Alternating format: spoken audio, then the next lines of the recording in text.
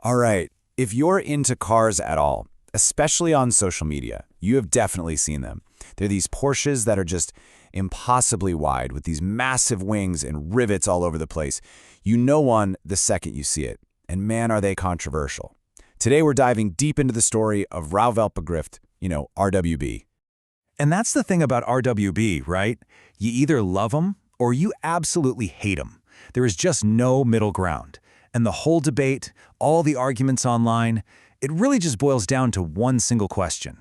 So what are we looking at here? Is this rolling art, or is it just a monstrosity? Are these things the absolute peak of car customization, or is it just blasphemy? Taking a classic Porsche and, well, destroying it? This is the question that splits the car world right down the middle, especially Porsche purists. Yeah, this really lays it out perfectly. You've got two camps. In one corner, people see a master car tuner, a true artist, creating something totally unique. And in the other corner, you've got the people who see a rogue car tuner, someone who's just destroying a classic. And believe me, both sides are super passionate about their view. But here's the crazy part. To really get what RWB is all about, you have to realize this isn't a company, not really. It's one guy. Every single one of these cars, no matter where it is in the world, is built by the hands of just one man. And that man is the legend himself, Akira Nakai. He's a Japanese car tuner who literally flies all over the planet to build every single RW Porsche by hand. And his whole story, the entire philosophy of the brand, it really starts with the name he picked. So back in 1997, Nakai-San started RAUH-Welt BEGRIFF. It's German, and it basically translates to rough world concept. Now I know, that sounds kind of vague, maybe a little dramatic, but rough world isn't just a cool-sounding name. It points to two really important ideas at the core of everything he does. Okay, so first, rough world is all about his style of creation. Think about German engineering. It's all about precision, lasers, computers. Nakai-san, he's famous for just eyeballing it. He'll take an air-powered saw and make cuts based on feel. It's imperfect, it's raw. And second, rough world is about how you're supposed to drive these things. And that means driving them hard. This quote just says it all, doesn't it? I mean, that's his whole philosophy. These aren't just trailer queens or museum pieces.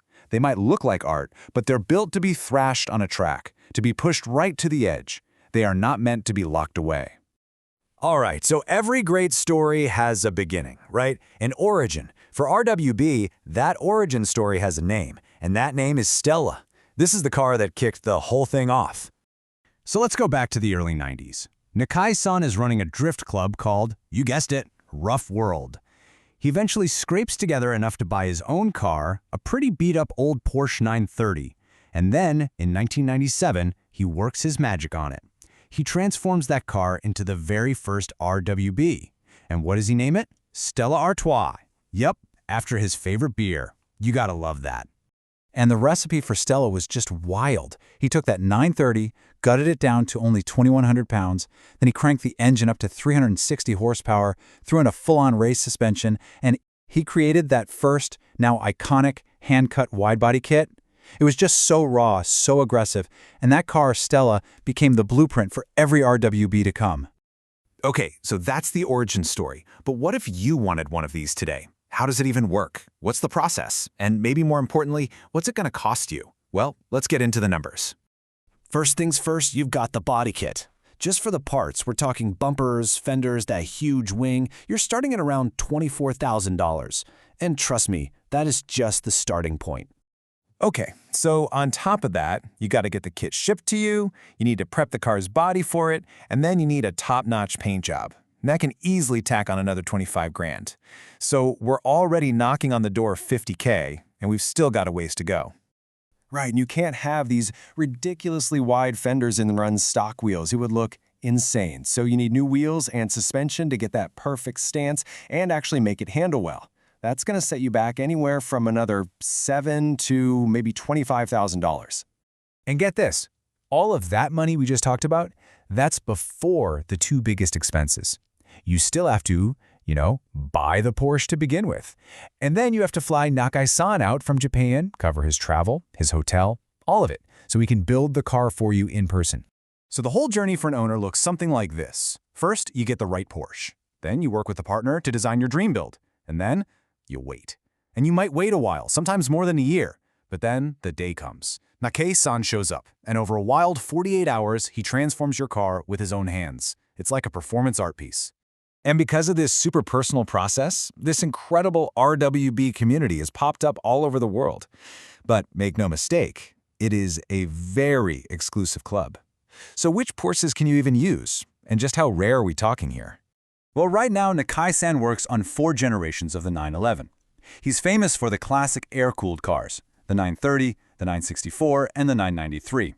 But pretty recently, he started doing the water-cooled 997, which totally opened the door for a new generation of owners. So the big question, how many of these things are actually out there? The best guess is maybe around 400. That's it, 400. In the entire world. It's what makes them so special, and their exclusivity is protected by one simple, unbreakable rule. And here it is. This is Nakai-San's golden rule. One person, one car. That's it. For your entire life. You could be the richest person on the planet. Doesn't matter. You get one. Period. And you might think that's just to keep them rare and drive up the price. But it's not about that. For him, it's about the art. This rule means he gets to share his work with more people around the world. Plus, by meeting all these different owners, he gets inspired, and that inspiration feeds back into his creativity for the next car. So that really brings it all back to you, doesn't it? If you got one shot, and only one, to have Nakai-San build your dream car, what would it be? Which model would you pick? What color? What style?